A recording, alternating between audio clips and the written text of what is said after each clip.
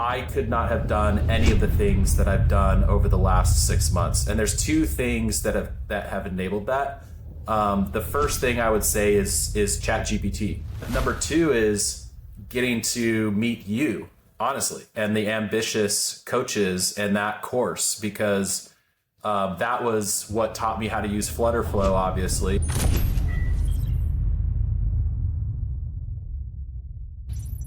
Riley, thanks for taking the time to do this interview.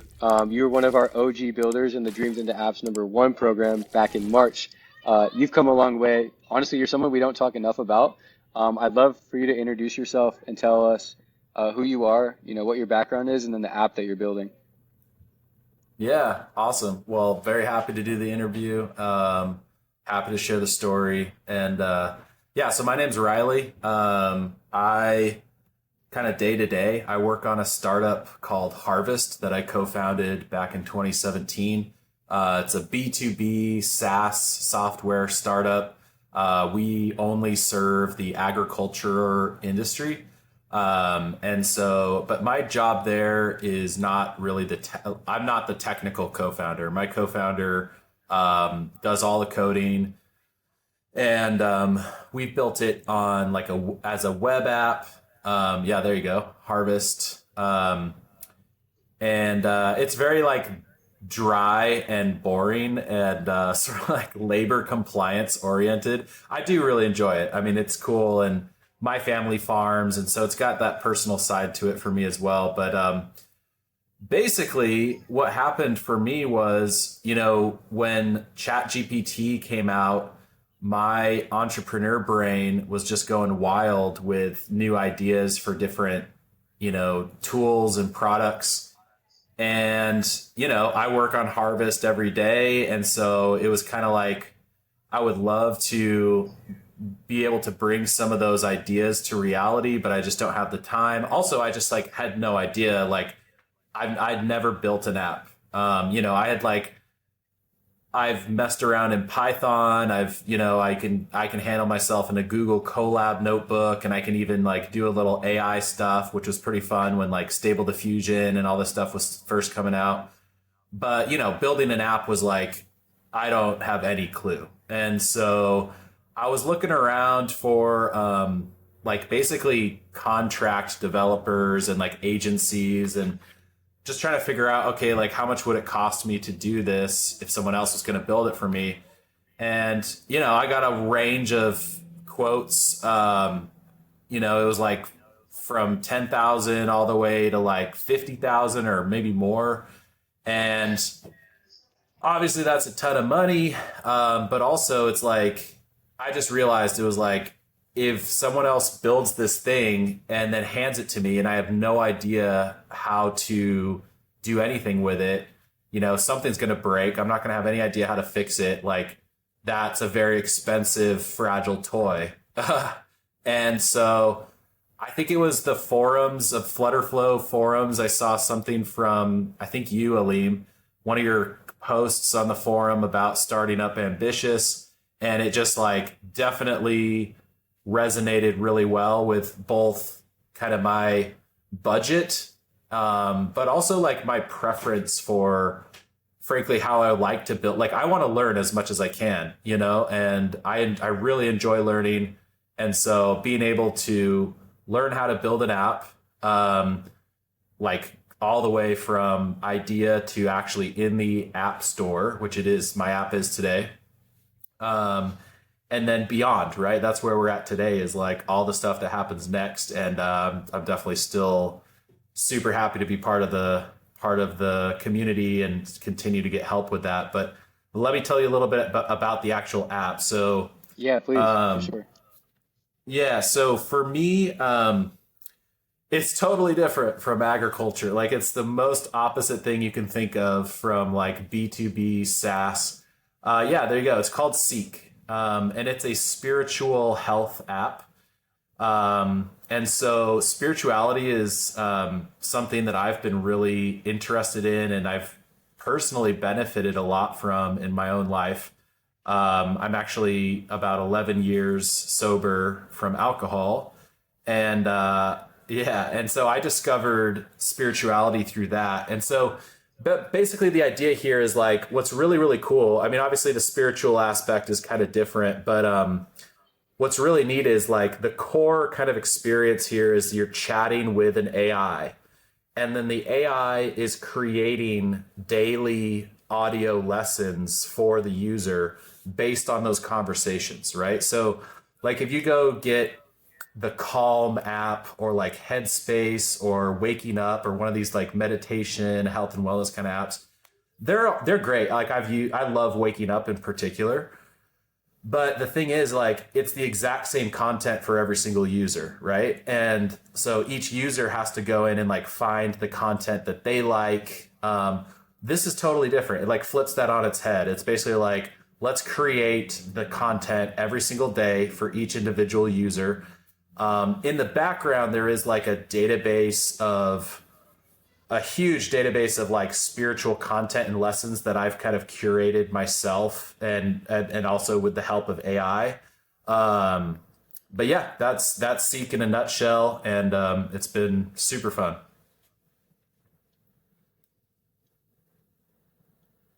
No, super cool. When I believe when you first joined the program, you had not fully started Seek. You were just kind of Yeah. getting your hands dirty, and then I think you were like while working on the program, you were building Seek out, and I was just honestly surprised when you literally went from like having built your own AI chef. It's like literally you started with the AI chef and then like took all the fundamentals of that and just went crazy, integrated like text to speech, started chaining together all these LLMs. Like I remember you were definitely one of the most advanced ones in that class, and definition of like not afraid to roll up your sleeves and literally just got like down and dirty, and just started putting building blocks together. I guess like that's my question to you, Riley, is like as someone who's non-technical, you accomplish something extremely technical. Like your app is not easy to build. Um, was it really like putting a bunch of building blocks together, or was it truly difficult? Did you feel like an engineer? Like what was that process like actually creating a really difficult, complex AI application? Yeah, yeah. It is a really interesting question because I would say, so first of all, like, I wouldn't call myself super technical, and yet I'm definitely more technical than, I don't know, maybe your average, possibly your average entrepreneur.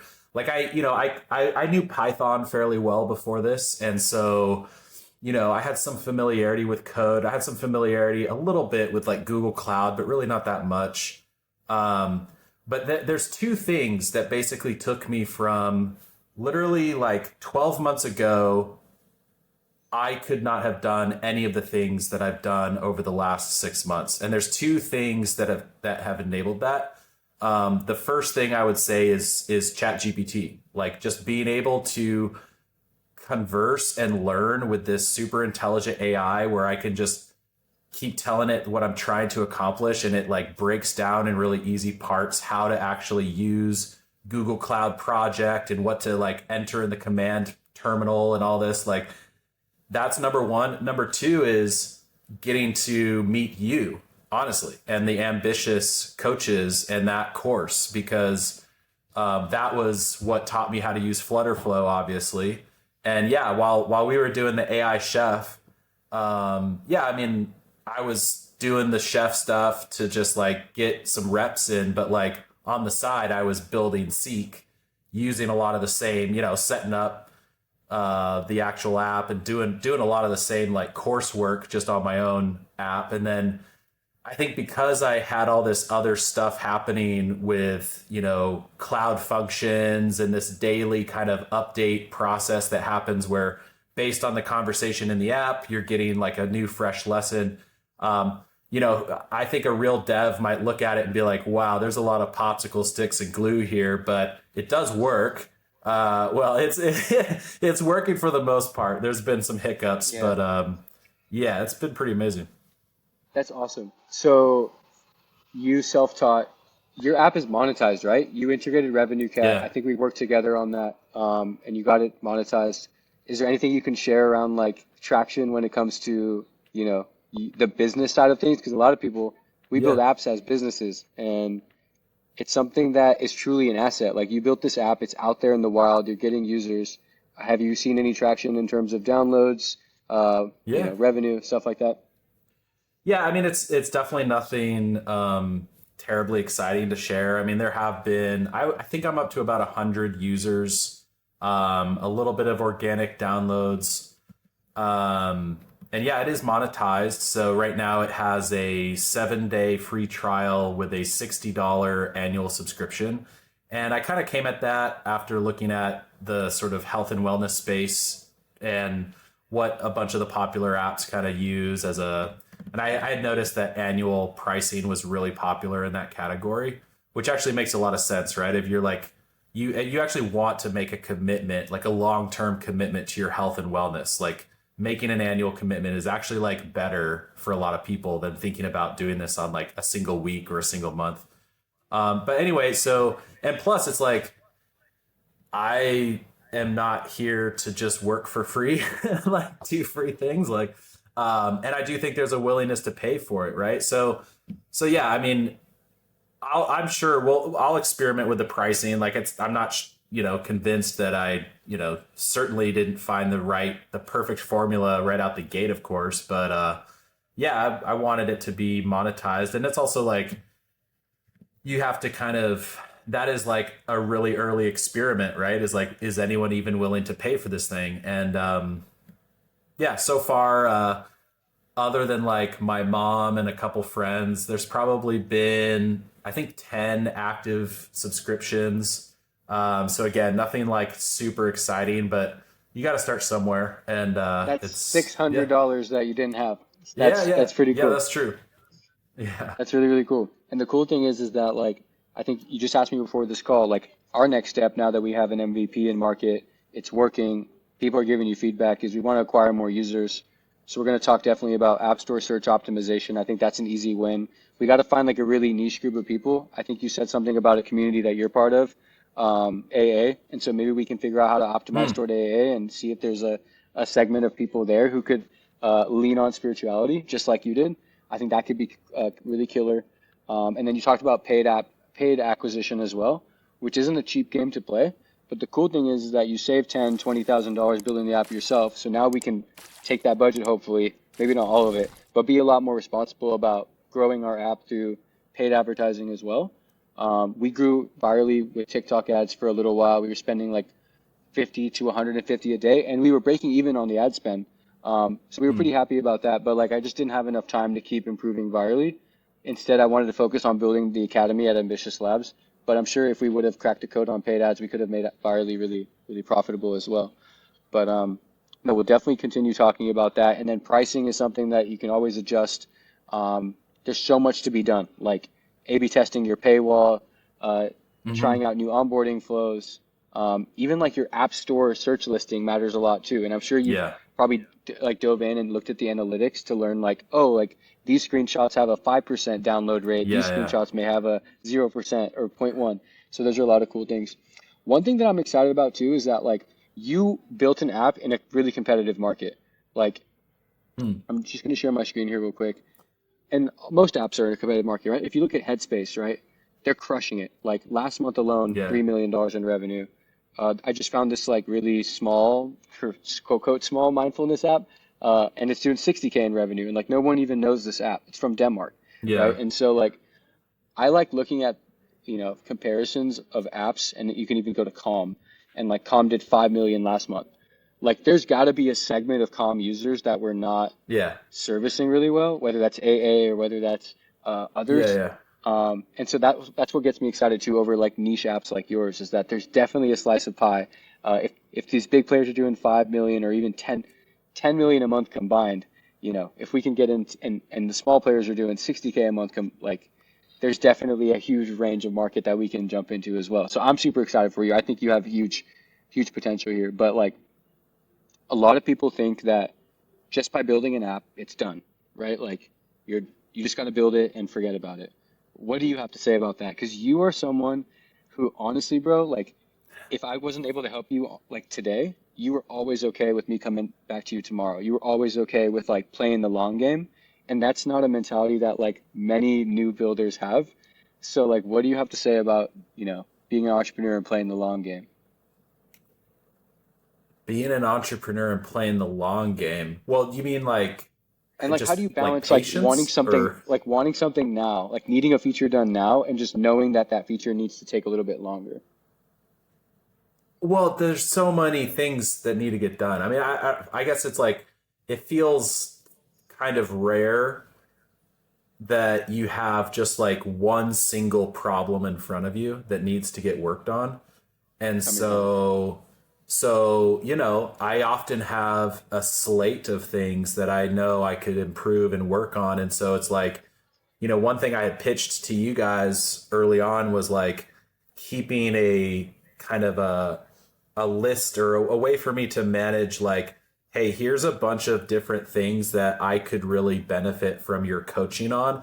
And ideally we get to these things sooner rather than later, but it's not like no individual thing on this list is a single blocker for me and it's like just on the sort of to-do list, right? So that's probably part of it. Also, I mean, when I'm searching for solutions, man, I'm firing off on every channel. Like I'll reach out to the coaches, I'll use Chat GPT if I can. I'll search around the FlutterFlow forums. So, um, but yeah, I mean, this is a long game. Like, these things take time, and like, I wish I could just build something and then like hang back and let it go. But like the reality is, I'm pretty sure Apple made some kind of change and it's like affected my app the last couple days. And so I need to make some tweaks to fix that. And so, I think it's just like a constant work in progress, basically. For sure. One thing that Adrian's taught me, our new head of marketing, is like there's a sweet spot in every app business or even almost every business where like it's the people call it product market fit, but it's like this sweet spot of Mm, like your app has enough features to deliver value. You've created the proper messaging to attract the right people, and you've cracked the code on where to get those people. And it's a very sweet spot that literally happens overnight, is how Adrian has mm. told it to me. So at one point, I hope your app will be at that sweet spot. I even want Ambitious Labs to be at that sweet spot where we use the proper messaging, we have the right product where people can come here and learn how to get help. But it's really just that iterative game. Um, Yeah, no, definitely. it's super cool. I And even guess just like improving, like go just ahead. making one small improvement every day, right? Like you don't have to like make this gigantic leap forward every day, but if you can just make like one small thing, like you said, like a single screenshot, just like try a new screenshot, like that little thing once a day, I think it snowballs and it just can, yeah, as long as you're like trying to do something to improve, I think it really helps. So now that you've built this whole app, like you built this app end to end, do you think that you have the skills you need to bring any app idea to life for the rest of your life anytime you have an app idea? No.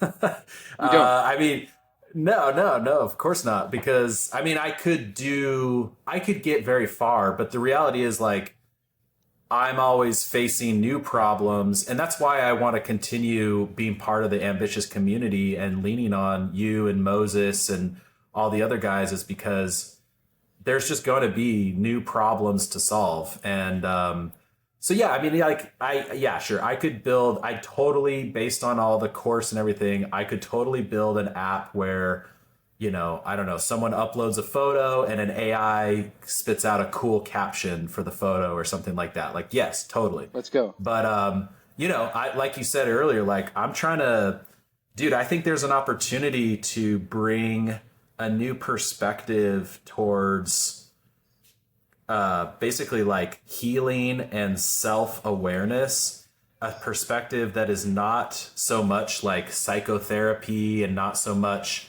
kind of mindfulness, like calm and meditation and all that, but it's a more spiritual perspective. And so like the market is huge, and like I think the potential for Seek is quite large. Like it could, I hope it grows into something pretty big. And so yeah, I would not assume that like the problems are done. They'll just be like the problems will continue and they'll grow.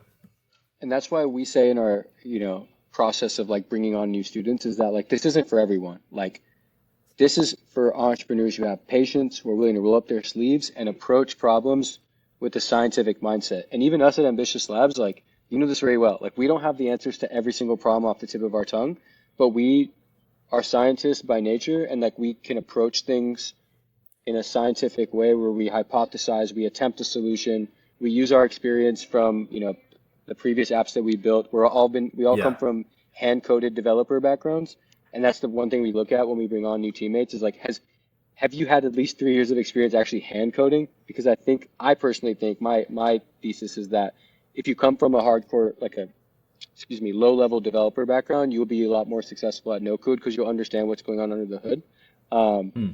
and so that's how I think about it. But also, when we work with you, we are also approaching problems and trying new things. We don't always have the right answer, but we're testing, hypothesizing, and eventually our problems, or excuse me, one of our possible solutions hit.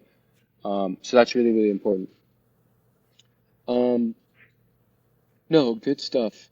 And you think C can get pretty big, and I think it can too, especially after we kind of sized the market and seen that like, okay, you have created an app that may not even consider Calm and Headspace as competitors because you're saying that it's a Hmm. separate category. It's not meditation.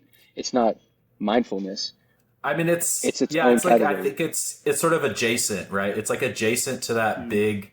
It's adjacent to the big trend in health and wellness of like meditation and mindfulness, but like it's coming at it from a totally fresh perspective, which is spirituality, and it's offering this totally new kind of UI experience where, we're not just a static library of content, we're actually building content for you based on your conversations with an AI. So, dude, the feedback I've gotten so far, by the way, I do want to share with you something I've been testing is a service called Social Cat. Have you heard of that? Okay. No, what's that? Let me look it up. Yeah, so Social Cat is super interesting. So what they do, it's a platform for brands to interact with micro influencers who are on either Instagram or TikTok. But what's really, really cool about Social Cat is for me as a brand where I don't have a massive budget, you can do what's called a gifted collaboration. And so I've been connecting with micro influencers on Instagram and basically giving them a free year on Seek. And actually, that's like the majority of my first 100 users are these like micro influencers on Instagram who I've gifted a subscription to. And then they go post about it and create reels and content of like a review with their like, 10,000 followers or whatever. And so it's been pretty cool because they're giving me huge feedback and like super positive feedback. Like everybody who's tried it so far has basically come back with like, "Oh my god, I love this." That's so But it's cool. so it's kind of like a neat way to. I mean, I don't know if it's the best way to find your like early kind of users, but it's one thing I'm trying, and we'll see where it goes. But it's been good so far. No, that's a really cool insight because influencers at the end of the day, like they are content creators. They know what the market is thinking, because that's content creation. I make content, and my content is just stemmed off what the market is thinking. Like I talk to builders every day. I take sales calls every day, and I just learn what the market's thinking. And I think influencers are a Yeah, fantastic way to get your foot in the door, especially if you're building a B2C product. This is a really yeah, cool platform. exactly. I'm gonna reach out to them and see if they'll maybe do an affiliate program or I something for think us. also like because my thing is all health and wellness, like that's a big kind of Mm, niche within the influencer and kind of the Instagram stuff. And so I don't know that that's the right tactic for every product and every app, but like for a health and wellness app that I think especially has appeal to women who are on Instagram who are interested in lifestyle, fashion, beauty, health and wellness. I think it definitely connects really well. no, that's awesome.